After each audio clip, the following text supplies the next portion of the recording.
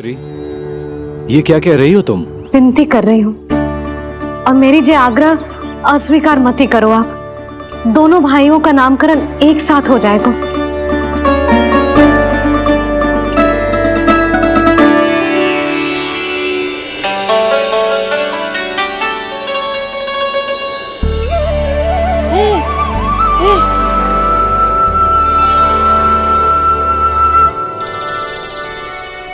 कितने प्यारे और निर्दोष बालक हैं।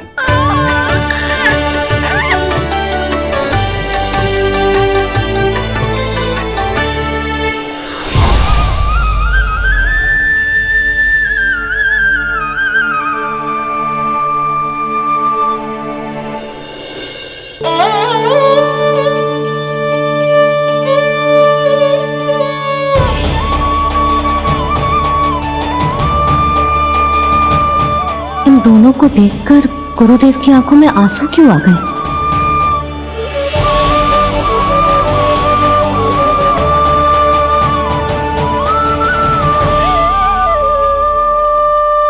ये क्या कर रहे हैं ऋषिवर? संभालिए अपने आप को, नहीं तो मेरा रहस्य खुल जाएगा आज। अरे ऋषिवर, हाथ मत जोड़िए। इससे पहले कि गड़बड़ हो जाए, अपनी नमस्कार मुद्रा को आशीर्वाद मुद्रा में बदल दीजिए। बात को समझिए।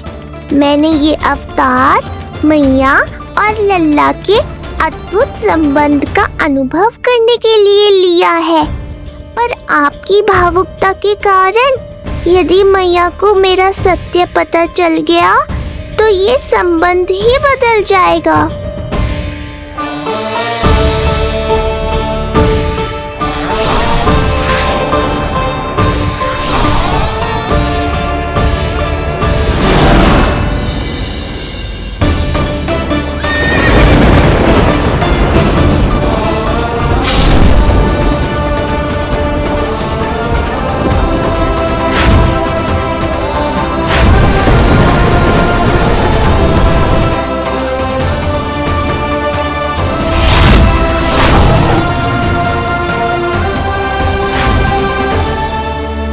अब आप सब कुछ जान चुके हैं ऋषिवर, इसलिए अब मेरे सामने हाथ जोड़कर मेरे सत्य को उजागर मत कीजिए। अपने शिष्य वसुदेव के पुत्र के रूप में मुझे आशीर्वाद दीजिए।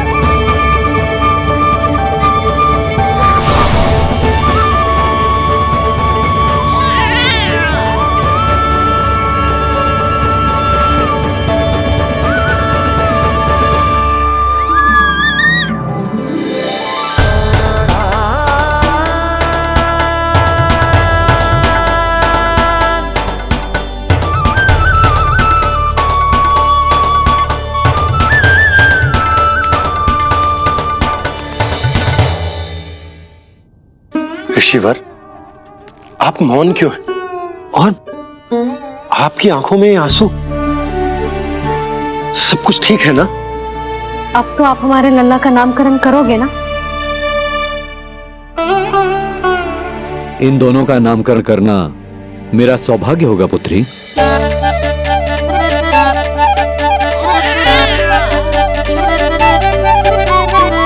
परंतु ये गोपनीय रूप से करना होगा।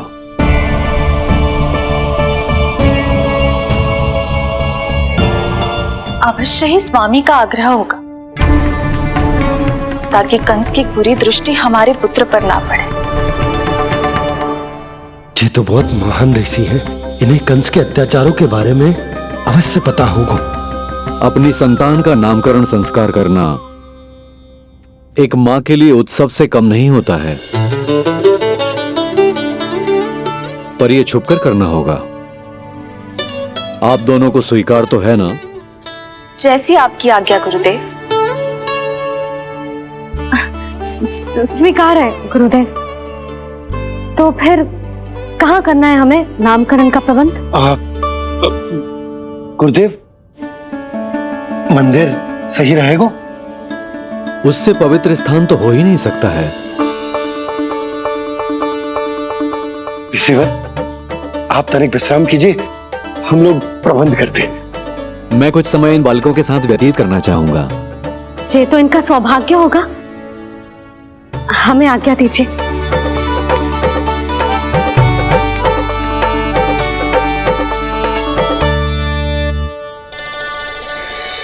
प्रभु, स्वयं भगवान होकर भी आपको बंदी गृह में जन्म लेना पड़ा।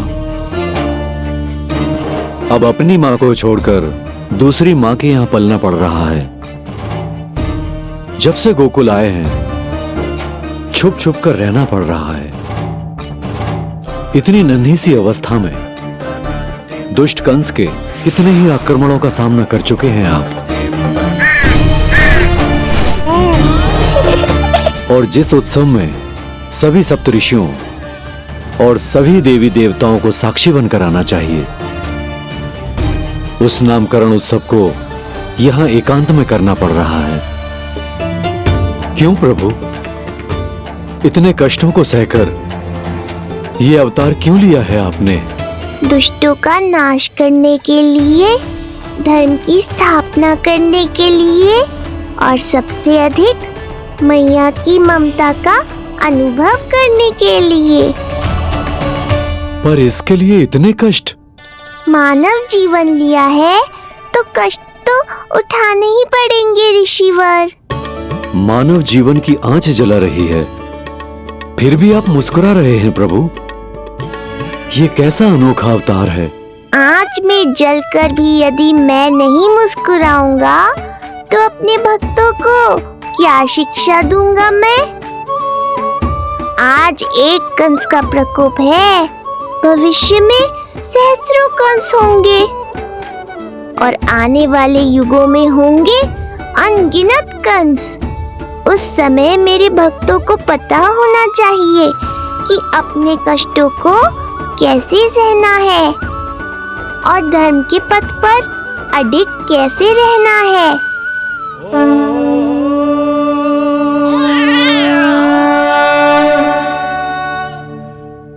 आप धन्य हैं प्रभु। देखा अस्ति, जब सिंह दहाड़ता है तो वन के सभी जीव जंतु इकट्ठे हो ही जाते हैं। वो सब जो मेरा विश्वास पात्र होने का अधिकार और ये सिंहासन पाना चाहते हैं, सामने आए।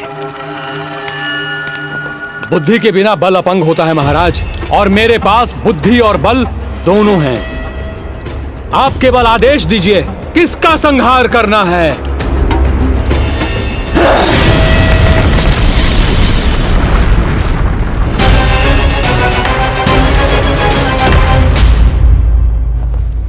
सारी तैयारी हो गई। बोलो। आप गुरुदेव को बुला लो, मैं रोनी जीजी और बालकों को ले आती हूँ। यशोदा, तुम रुष्ट तो ना हो ना मुझसे?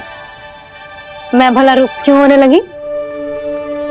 नहीं, तुम जो उत्सव बड़े धूमधाम से करना चाहती थी और बहुत प्रसन्न हूँ मैं कि हमारे लल्ला का नामकरण स्वयं ऋषि गर्ग पूरे विधि विधान से कर रहे हैं। मैं समझ गई, उत्सव बड़ा हो या ना हो, प्रसन्नता बड़ी होनी चाहिए। अरे मैं तो इतनी उत्साहित हूँ कि दोनों भाइयों का नामकरण आज के शुभ मुहूर्त पे हो रहा है। तो इससे पहले जो बीत जाए, जाओ। आप भी बुला लो।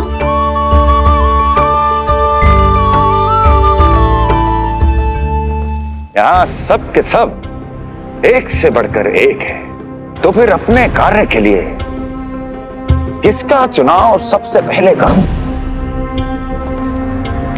मेरा सामर्थ्य तो आपने अभी तक देखा ही नहीं महाराज। चुटकी बजाकर शत्रुओं का विनाश कर सकता हूं मैं।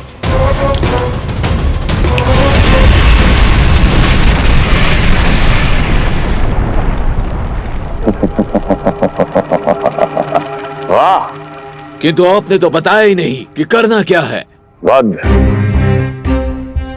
करना है, एक नवजात बालक का वध। उसे साधारण बालक मत समझना। गोकुल में नंद के घर पल रहा वो बालक विष्णु का अवतार है।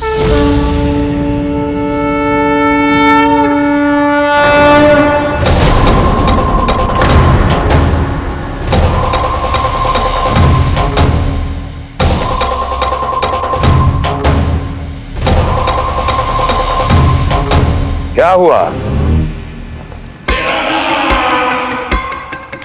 इतना सन्नाटा क्यों छा गया? क्षमा कीजिए महाराज, पर मैं नन्हे बालकों के साथ हिंसा नहीं करता।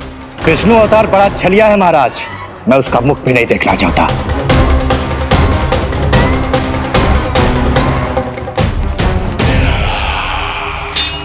जाने दो इन्हें। वैसे भी इस सिंहासन के लिए मुझे कायरों की कोई आवश्यकता नहीं। जाने दो।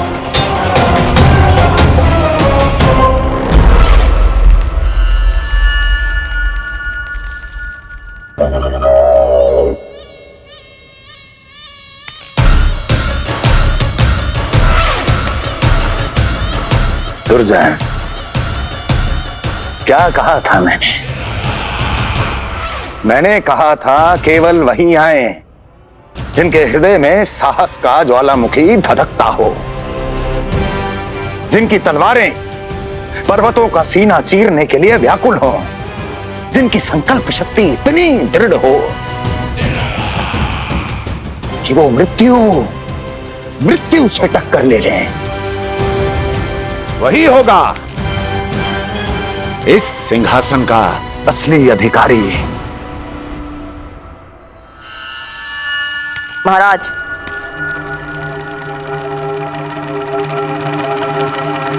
ना तो आपके दिए इस सम्मान का कोई मूल्य रह गया है और ना ही आपके भय का।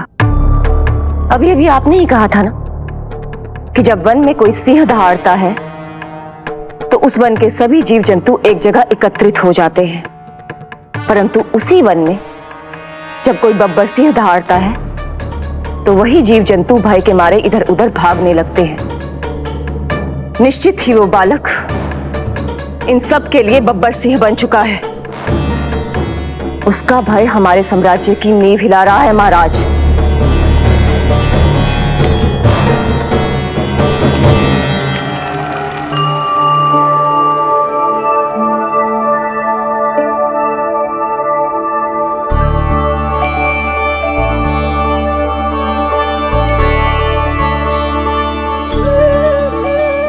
हे नारायण, मेरा मार्गदर्शन कीजिए।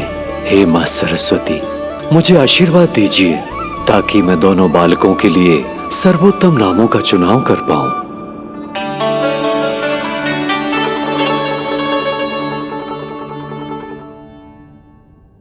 आपके पुत्र को बड़े भाई के कर्तव्य का निर्वाह करना है और इस दायित्व को प्रभु श्री राम से अच्छा किसने निभाया है? जैसा अटूट संबंध उनका अपने भाइयों के साथ था, मैं श्री नारायण से प्रार्थना करता हूं कि वैसा ही प्रेमपूर्ण संबंध इसका भी अपने छोटे भाई के साथ हो।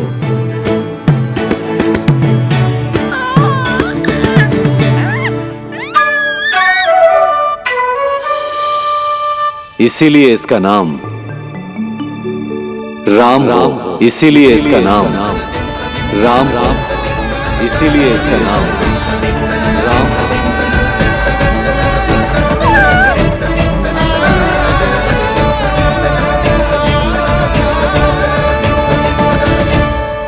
बड़े भाई में आदर्श, न्याय, संकल्प बल के साथ साथ शारीरिक बल भी होना चाहिए।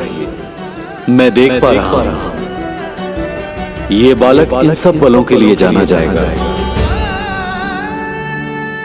इसलिए जो नाम इसके व्यक्तित्व के लिए सबसे उचित है वो है बलराम। बलराम, बलराम।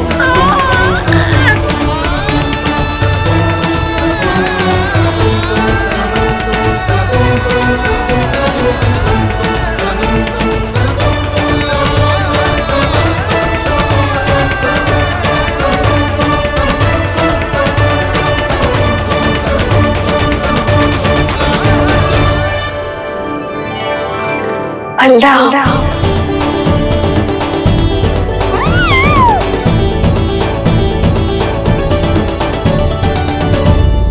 तो फिर उसका नाम बल राम रखना। कैसा अद्भुत संयोग है रिसीवर।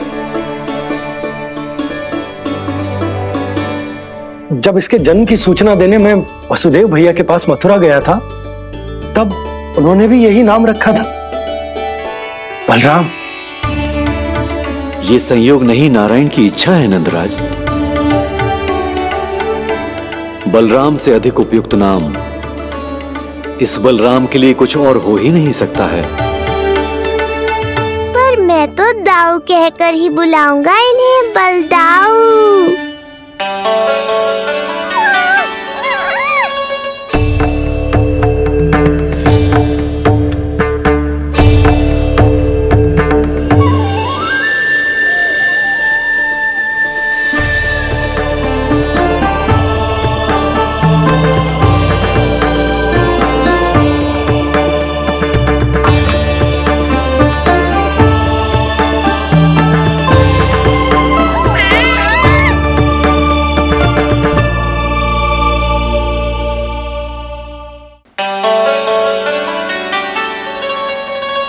सुना पुत्र, आज से तुम्हारा नाम होगा बलराम। बलराम बलराम।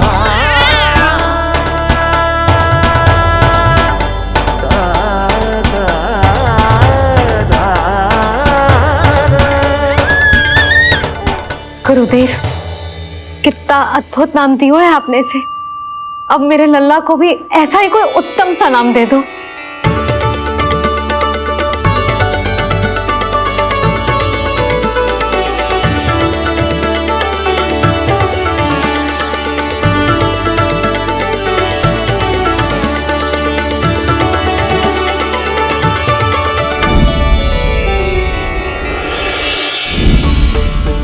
ये कठिन दायित्व आपने ही मुझे सौंपा है प्रभु, इसे निभाने की क्षमता भी आप ही दीजिए।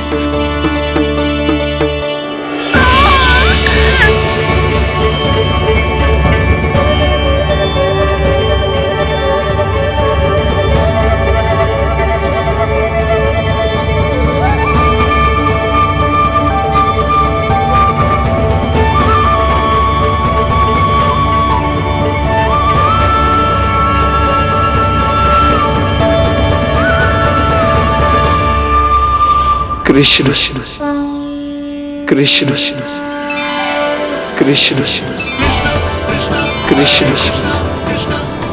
कृष्ण कृष्ण कृष्ण।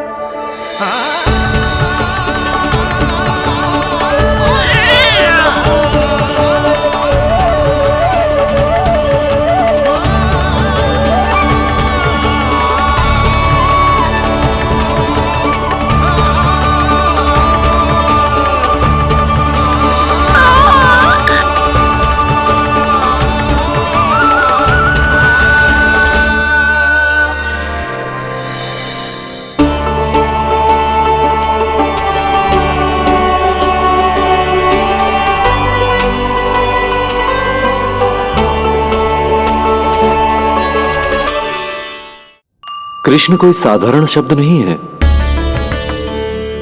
ये अनेक विशेषताओं से भरा हुआ है। क बना है कमलकांत से, अर्थात वो जो श्रीपति विष्णु जैसा हो।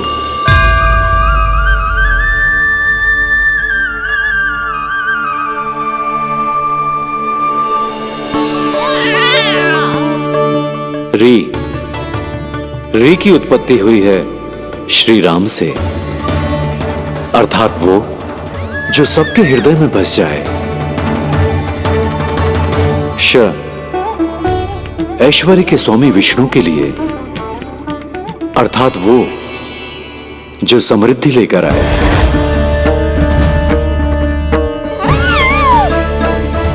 और ना है नरसिंह के लिए, अर्थात वो जो रक्षा करे। और अंत में आकार की मात्रा सूचक है अग्निदेव का, अर्थात वो जो स्वयं तप कर सबको पवित्र कर दे।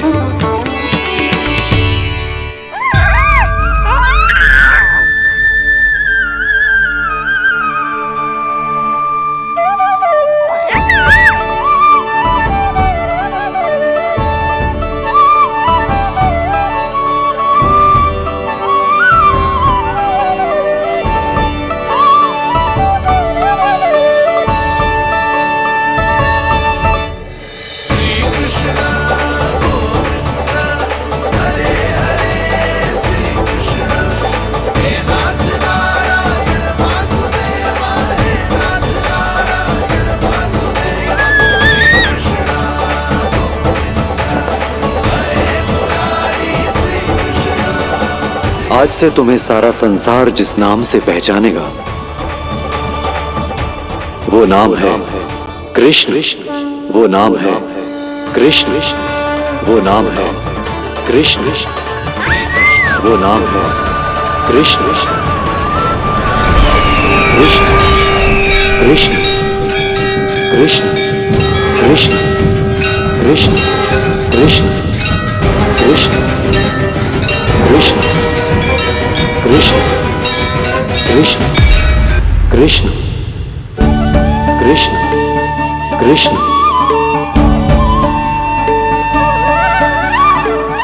यशोमती मैया के नंद लाला, यशोमती मैया के नंद लाला। असुरी कार्य करने वालों के लिए कृष्ण नाम का अर्थ एक और भी होगा। वो घनी अंधेरी रात जिसमें इसने जन्म लिया, पर इससे जो प्रेम करते हैं उन सभी के लिए कृष्ण नाम का अर्थ होगा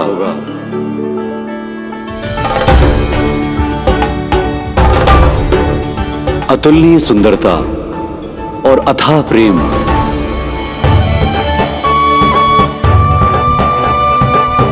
इन दोनों विशेषताओं का साक्षात स्वरूप होगा ये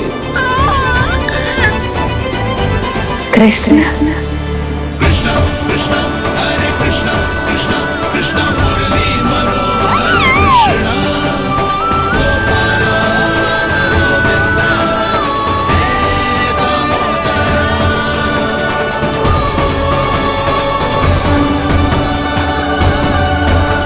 इस तरह के और भी एपिसोड देखने के लिए हमारे चैनल को सब्सक्राइब करें और बेल आइकन दबाना ना भूलें।